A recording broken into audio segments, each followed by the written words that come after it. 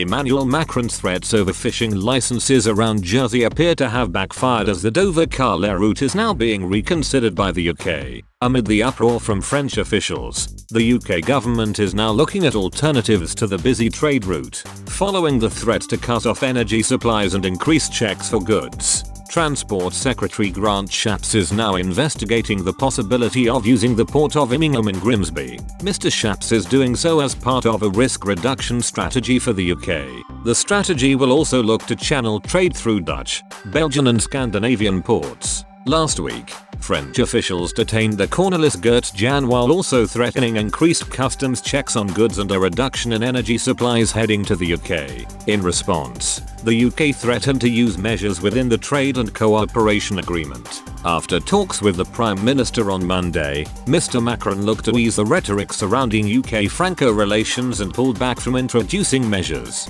Talks will continue on Tuesday, although the threat of action from UK officials still remains. Lord Frost will travel to Paris on Thursday to conduct talks with EU Minister Clement Beaune. It is hoped the two will find solutions to the fisheries disagreement and areas of the Brexit deal which have sparked issues. A source from the UK government welcomed the de-escalation from the French government but warned measures within the Trade and Cooperation Agreement would have been taken.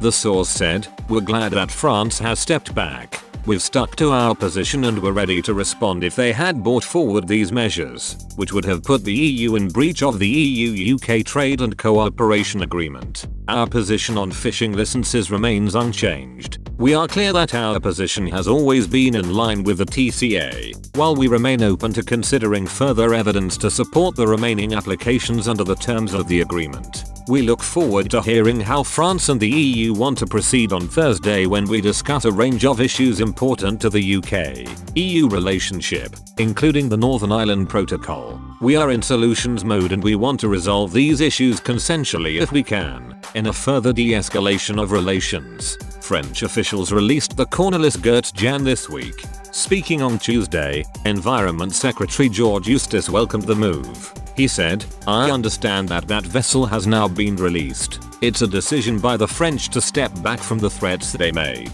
We welcome that." Despite the row, the Jersey government announced a further 49 licenses to French vessels which will last until the 31st of January 2022. A total of 152 temporary and permanent licenses have now been issued by the government.